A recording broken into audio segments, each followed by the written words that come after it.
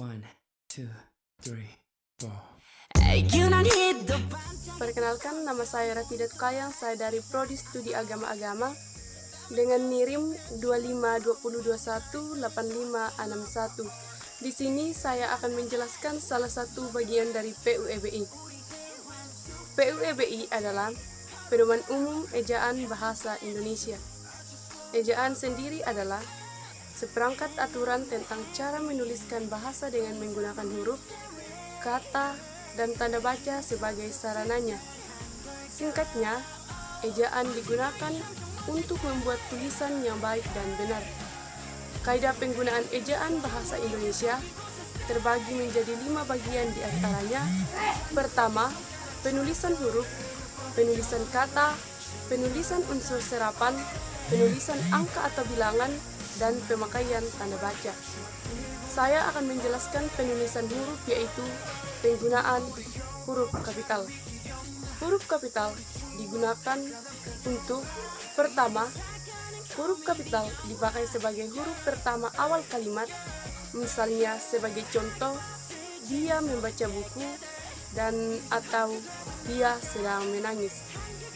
Huruf D pastinya selalu diawali dengan menggunakan huruf kapital. Yang kedua yaitu huruf kapital dipakai sebagai huruf pertama unsur nama orang, termasuk julukan, misalnya contoh Dewi Sartika dan saudara Rafida Tukayang. Yang ketiga yaitu huruf kapital dipakai dalam awal kalimat dalam petikan langsung, misalnya sebagai contoh adik bertanya kapan kita pulang, dan mereka berhasil meraih medali emas, katanya. Yang keempat yaitu huruf kapital dipakai sebagai huruf pertama setiap kata nama agama, kitab suci, dan Tuhan, termasuk sebutan dan kata ganti untuk Tuhan. Misalnya sebagai contoh Islam, Al-Quran, Kristen, Alkitab, Hindu, Weda, Allah, Tuhan, serta kalimat Allah akan menuntun umatnya, dan ya Tuhan, bimbinglah hambamu ke jalan yang engkau kehendaki.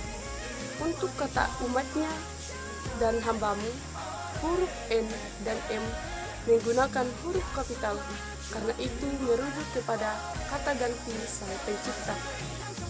Yang kelima yaitu huruf kapital dipakai sebagai huruf pertama unsur untuk nama gelar kehormatan, misalnya sebagai contoh selamat pagi yang mulia. Untuk keturunan, misalnya sebagai contoh semoga berbahagia Sultan. Untuk profesi, sebagai contoh selamat pagi dokter, serta nama jabatan dan kepangkatan yang dipakai sebagai sapaan, keagamaan, atau akademik yang diikuti nama orang, termasuk gelar akademik yang mengikuti nama orang. Misalnya sebagai contoh, silakan duduk Prof. A, dan mohon izin Jenderal A, selamat datang Kiai Sultan Hasanuddin, Dr. Muhammad Hatta, Agung Permana Sarjana Hukum, dan lain-lain. Yang keenam yaitu huruf kapital dipakai sebagai huruf pertama unsur jabatan dan pangkat yang diikuti nama orang atau yang dipakai sebagai pengganti nama orang tertentu, nama instansi, atau nama tempat. Misalnya sebagai contoh, Wakil Presiden Ahmad Adam Malik, Proklamator Republik Indonesia Soekarno-Hatta, Sekretaris Jenderal Kementerian Pendidikan dan Kebudayaan, Gubernur Papua Barat, dan lainnya. Yang ketujuh yaitu huruf kapital dipakai sebagai huruf pertama nama bangsa, suku bangsa, dan bahasa. Misalnya sebagai contoh bangsa Indonesia, suku Toraja, dan bahasa Toraja.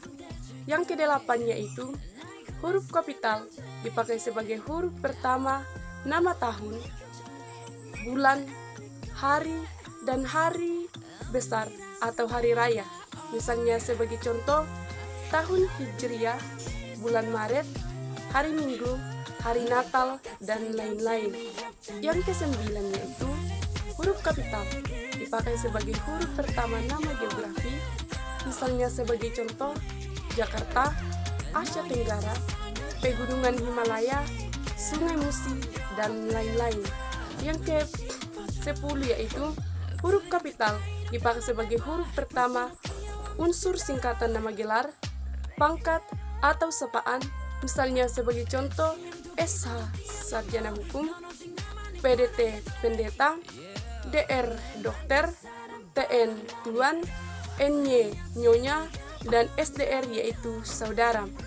Yang ke-11 yaitu huruf kapital dipakai sebagai huruf pertama kata penunjuk hubungan kekerabatan, misalnya sebagai contoh kata bapak, ibu, kakak, adik, paman, dan lain-lain.